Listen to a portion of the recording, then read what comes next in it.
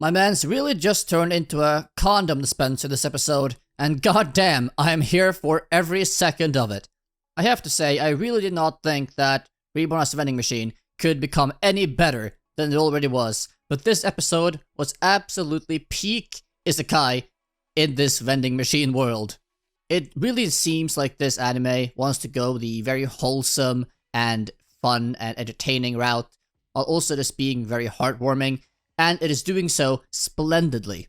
This has been much more enjoyable than I initially thought, and I am very, very pleasantly surprised with how good this isekai really is, no matter how quirky the concept might be.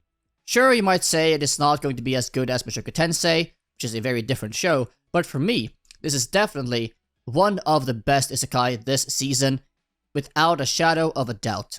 This episode had a lot of plot developments as well. We see Boxo and Lamis coming back from their hunting expedition, seeing the town has been attacked. They of course worry, but find that the monster was taken care of and all the people in the town are safe.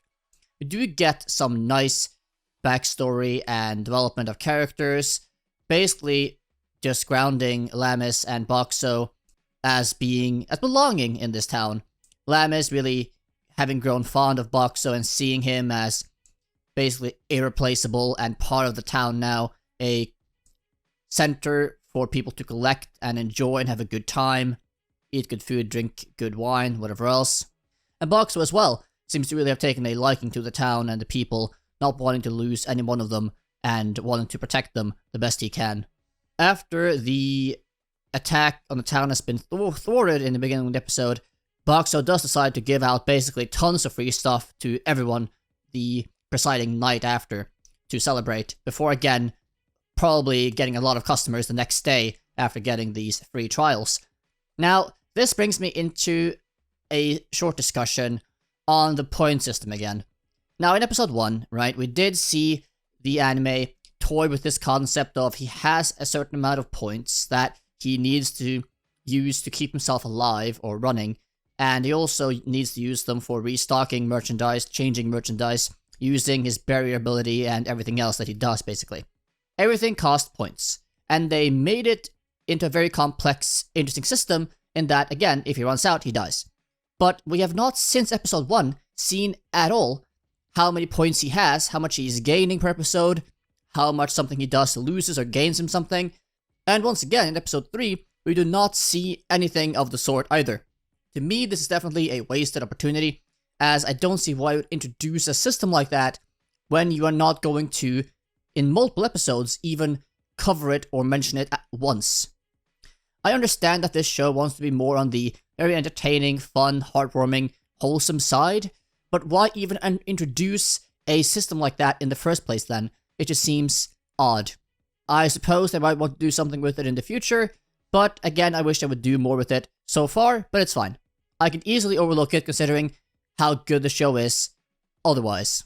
So yeah, Boxo basically gets called in to solve a lot of problems this episode, including being turned into a condom vending machine to supply the town with protection, because apparently, as the bear puts it, the head of the Hunters Association, we bears only mate in mating season, and we have no physical needs outside that, but these pesky humans, they keep sleeping around all the time and spreading diseases all the time, and it's a problem.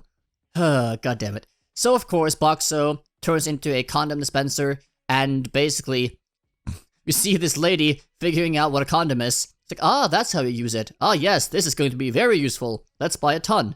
So seemingly they just buy many, many condoms to give out to the, especially, entertainment district. It doesn't stop there.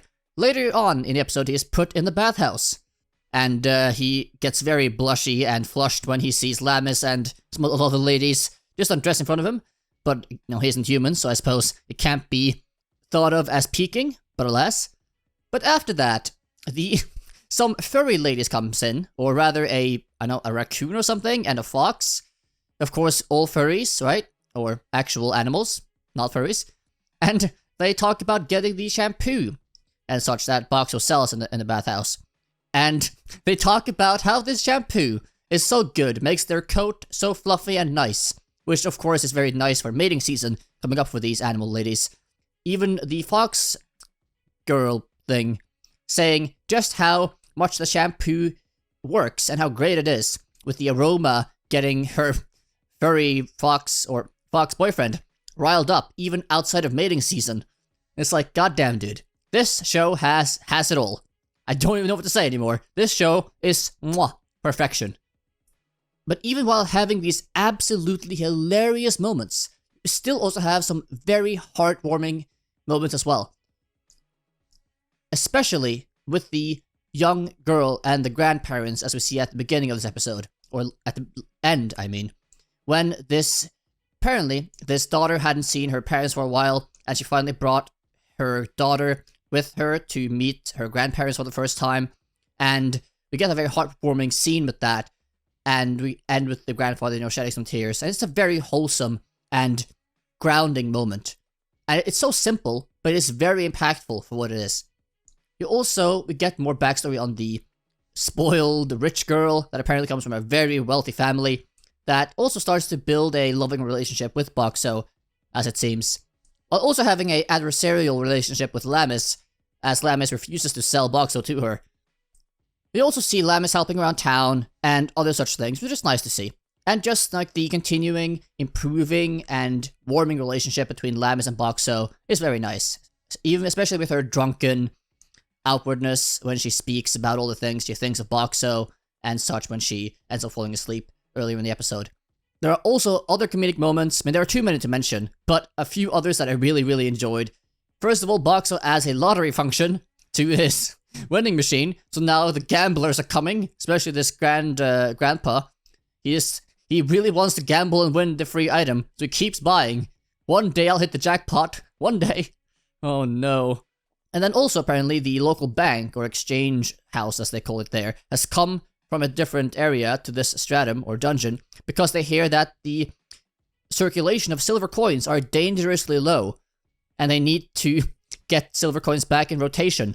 So they find out that Boxo, of course, has been hoarding all the money here in the town, and they say, okay, we are just gonna feed him gold coins, so he spits back out silver coins, so we can get the economy working normally again in this entire town. It's like, goddamn, Boxo must have sold a lot to make basically the entire economy of the town out of currency. It's like, goddamn, dude.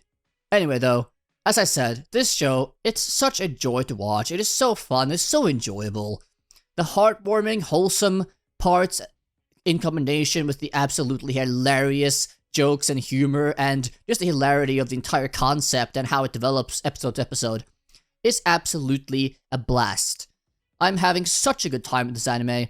I can't believe it's as good as it is.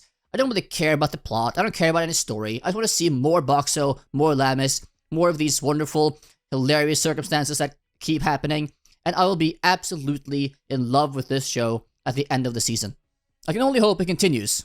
With that being said, I hope you enjoyed this episode review. If you did, please leave a like, subscribe, hit the notification bell to be notified of new content.